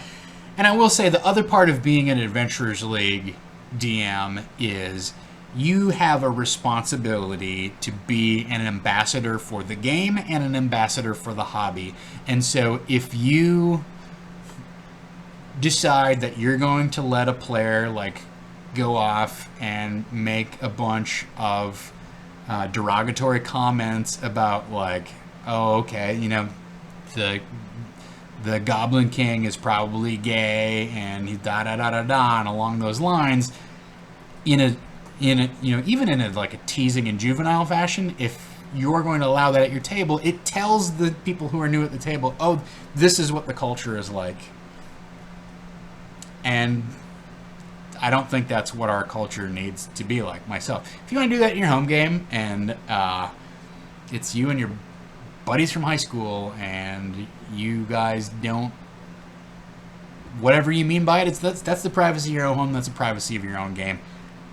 Do what you'd like. I encourage you to think about whether that's actually as harmless as you think it is. But point being, when you are in a gaming store, having a public game with strangers, with people who may not have played before, like people who have just heard about D&D because of the buzz around Stranger Things, because of all of the the big marketing push that's been behind 5th edition, because of the big Kickstarter RPG and board game kind of like renaissance that's happening through Kickstarter and crowdfunding. Like there's a lot of people. Like D&D is no longer like the hot plate of nerddom where it's like, oh, you're a true nerd if you play D&D. There's a lot of people who are interested in it now. It behooves us to make those people feel welcome, no matter what their background is, etc. So that's another thing in terms of forming the party that I want people to understand that's available to them. All right, so we got about 20 minutes left. I do have to cut this off at 6 o'clock. We'll probably do another session.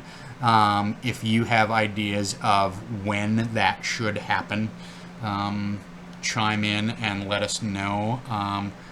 Contact us through our website. Dom can tell you. I'm not on top of all of the various ways that you should contact us. The best way to contact us is to become a Patreon backer and then message us through the Patreon system, because we definitely pay attention to those suggestions. So let's talk a little bit about a couple other things. So Chapter 1. I'm trying to think if there was...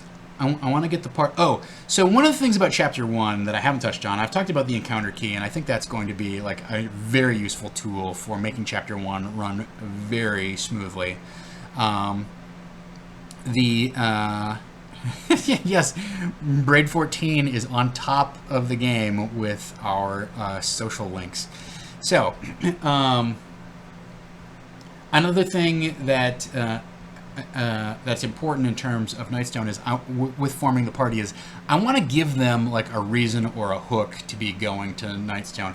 I want them to come in looking for Marcus, what's his face? Who's our main final kind of quest giver guy? Morak. Why did I say Marcus? There's another guy named like Marcus Southwell. He's one of our other quest givers later on. So Morak is the dwarf guy who kind of rallied everybody together, all the remaining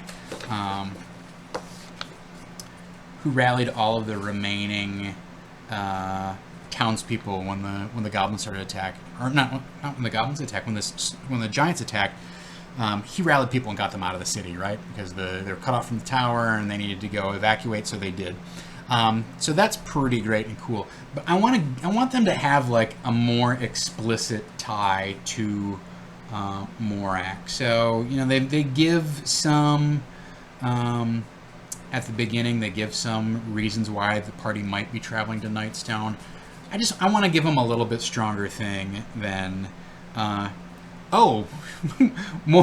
Morak's Inn is renowned for its food and drink. Go stay a night there. Like, that's pretty loose. Like, I'd like to give them a little bit of juice. Like, there's some sort of either, present that the party has been given to courier to him, to deliver some sort of,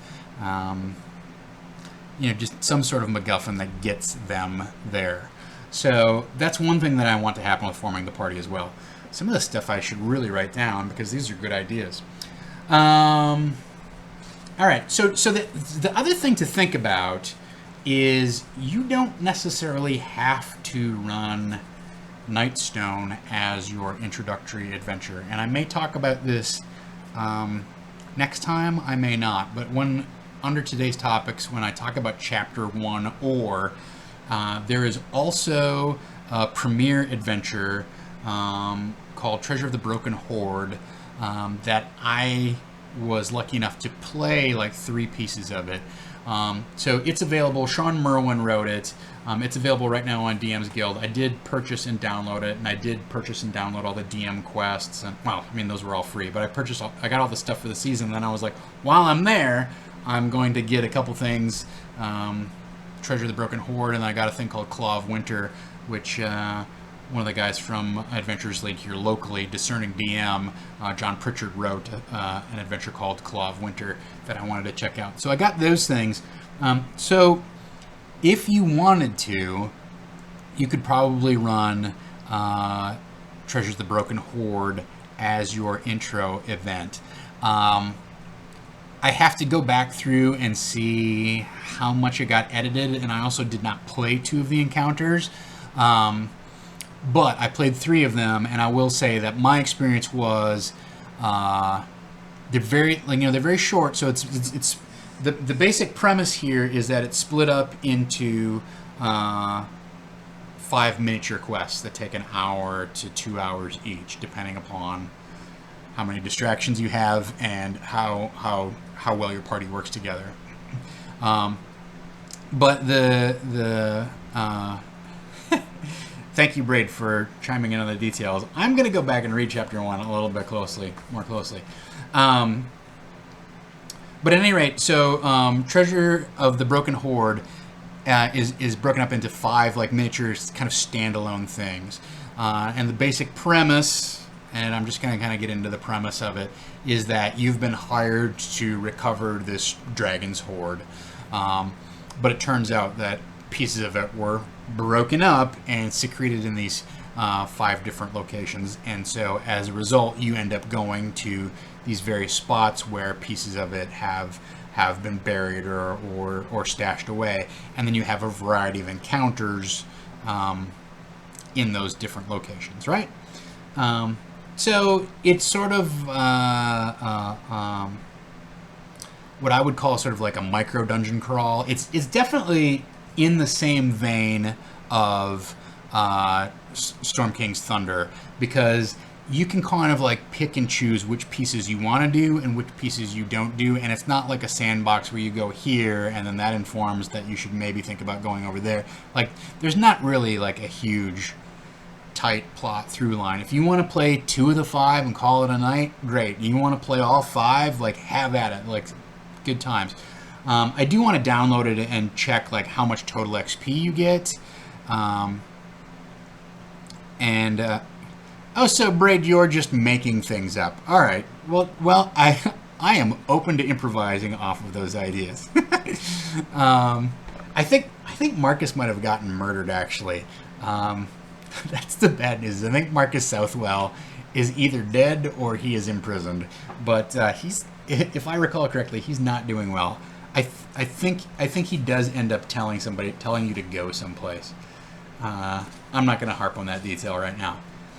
But so you could ostensibly ditch Chapter 1 and play Treasures of the Broken Horde as instead your introductory adventure. So the nice thing is, like, you have, when you're starting off, you have this option of like, how do I want to, what kind of experience do I want to use to introduce my pieces to my, how do I want to run this for my players, right? Do I want them to have sort of like this miniature dungeon crawly type of thing? It's really like, it's more like a Book of Lairs type of event where it's a room or two, but like the Book of Lairs, like the encounters that are built in there are incredibly like clever. It's not just like I feel like the encounters in the Dripping Caverns are pretty stock Dungeons and Dragons. A couple ogres come out and attack you, and some goblin archers fire at you from up on ledges. Like, that's a nice battle scene. And the scene with the blob is a nice twist on, a monster comes out of hiding and ambushes you. But the encounters that I played in Treasures of the Broken Horde were definitely like, I would say, more inventive on a basic level.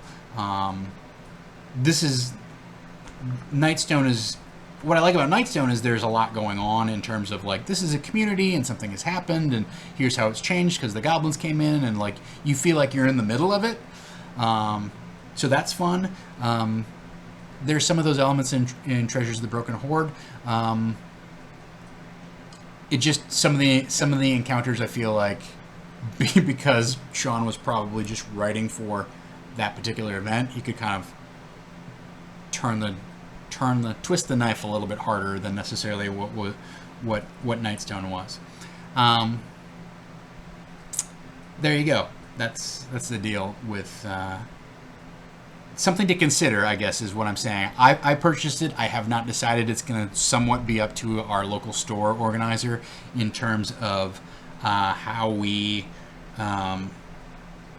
launch. We may use that as our launch event, or we may go into Nightstone and use that as our launch event.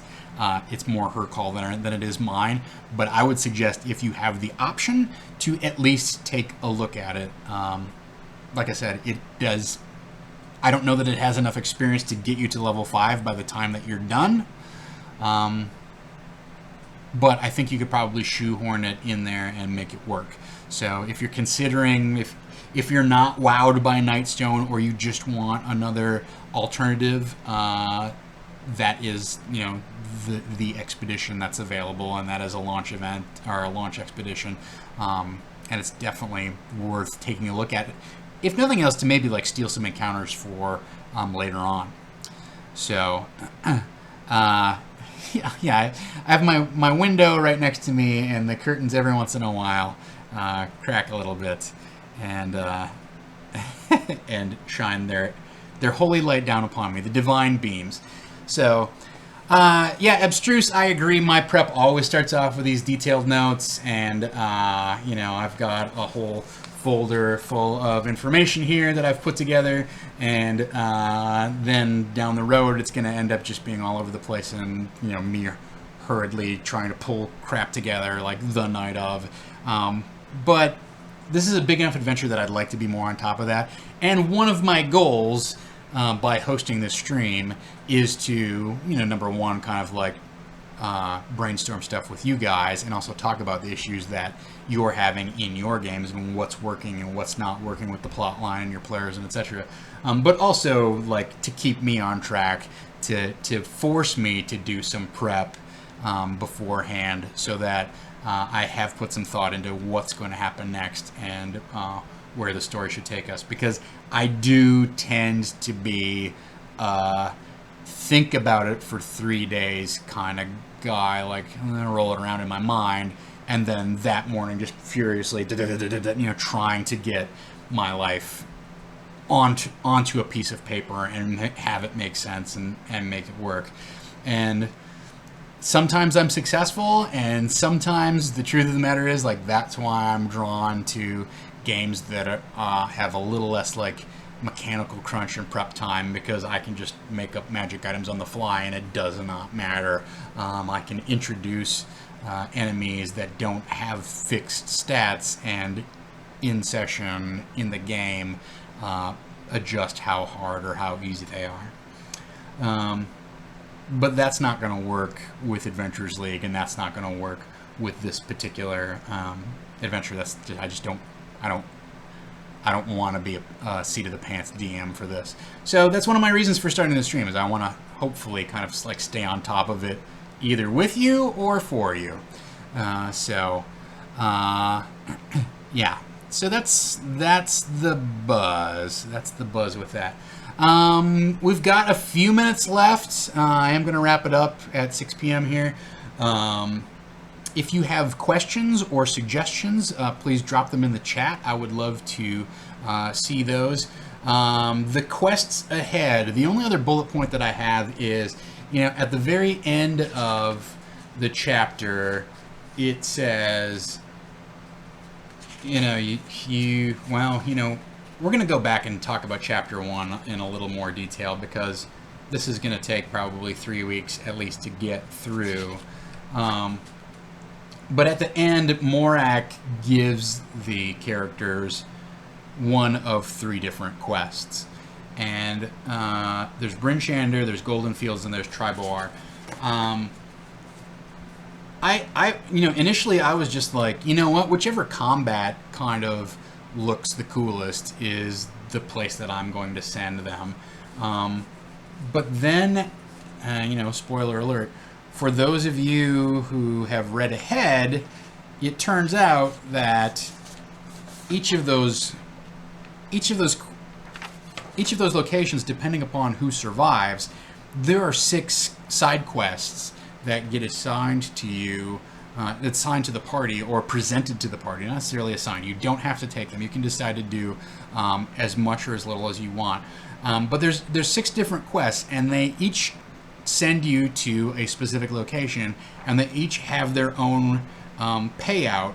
So I went through and made a flowchart, which I'm not sharing in high-res version this time, of each of those locations, what the quests are that come out of it, where that quest sends you, what the payout is off of it, and then if it ties into later chapters or not.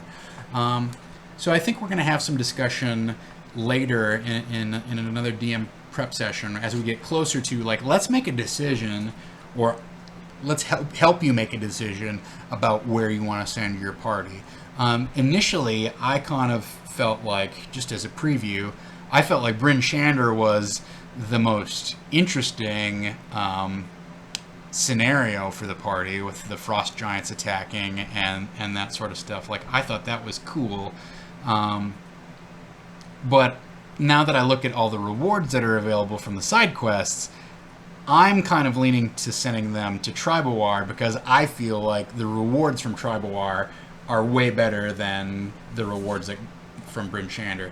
The other thing that I did actually do some work ahead of time, and these maps are going to be available to our backers as well, is I put together a list of where all the side quests take you, what sort of geographic distance you're looking at.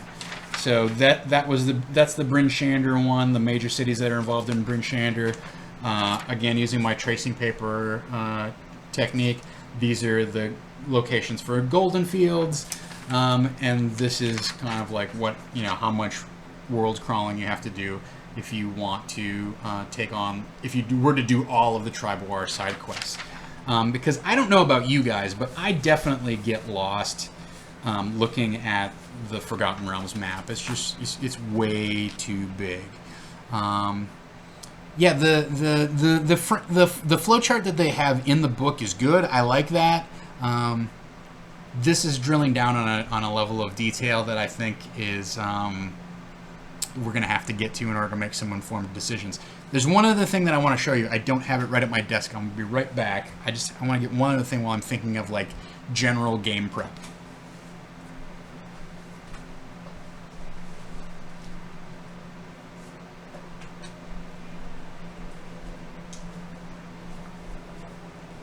I made it. We got a couple minutes left here. I just want to talk about one thing. So I love the Forgotten Realms, but I'm not a huge Forgotten Realms Encyclopedia Hondo kind of guy. I have the original box set that came out, and I used to read Dragon Magazine and read pages from the mages and the stuff that Ingrid would do, and I was just so entranced by the level of detail that he included. But now that I have to run a game in the world, it's a little daunting. It's a little overwhelming. So one of the things that I got was Volo's Guide to Waterdeep. Actually, originally purchased this for my wife because she just sort of loves city books type of stuff, little kind of gazetteer type of things. And it turns out this has a map of the city in it. Has a map of the city in it, and then it also just has little very brief entries about what's cool in this district, and little landmarks. It may say how dangerous this place is, but it's just a cool little reference book talking about all the different places that are in Waterdeep. Now, a lot of the quests, or a lot of the side quests that spring off of the 3 major, for lack of a better term, giant ambush sections of the module, at least somebody sends you to Waterdeep once or twice. I wanted to be able to kind of have a little reference book for Waterdeep. This may not be 100% on top of the history and kind of the current, like who's in charge, or maybe who the faction leaders are and that sort of stuff. But I kind of don't care. Like, I want to be able to, like, you know, do a little background reading and know kind of like what the source material is. So that's something that's pretty cool. I don't remember how much I paid for it. I also picked up Volo's Guide to the North. So there's two other Volo's Guides that are maybe applicable here. One is Volo's Guide to the Sword Coast, and one is Volo's Guide to the North. The part that's ironic is that from what I could tell, Volo's Guide to the Sword Coast actually covers south of Waterdeep, and doesn't cover a lot of the territory where this takes place. Volo's Guide to the North, from what I can tell, actually is the one that covers this part of the Forgotten Realms.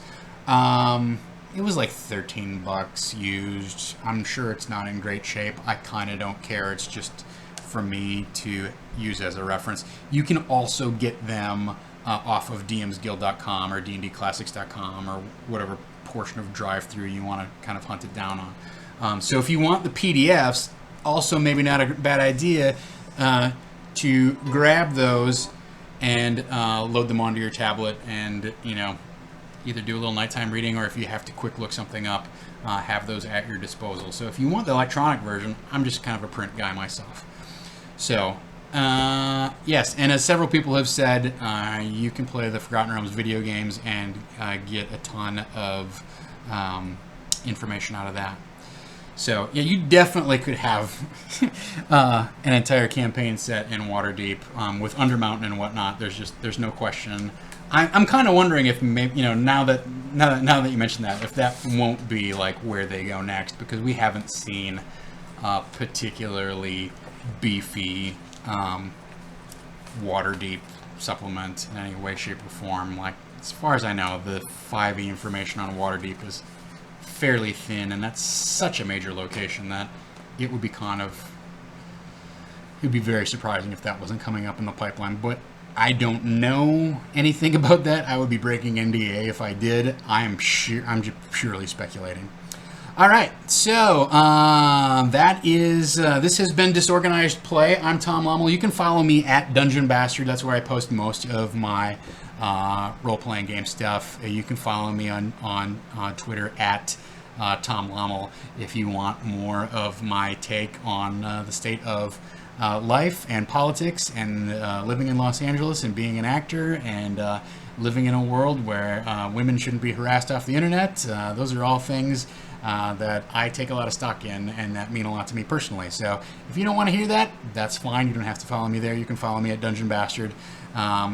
That's the deal. So I'm planning, assuming that this has gone well and Dom does not mind me eating up all of our valuable saving throw show bandwidth, I will be back either, like I said, we got to put some thought into either doing a one-shot 1 hour prep and 1 hour debrief, or like this, just doing a 2 hour, like, let's catch up with everything on Thursday as kind of like a rewind and like pick up and gear up for next week.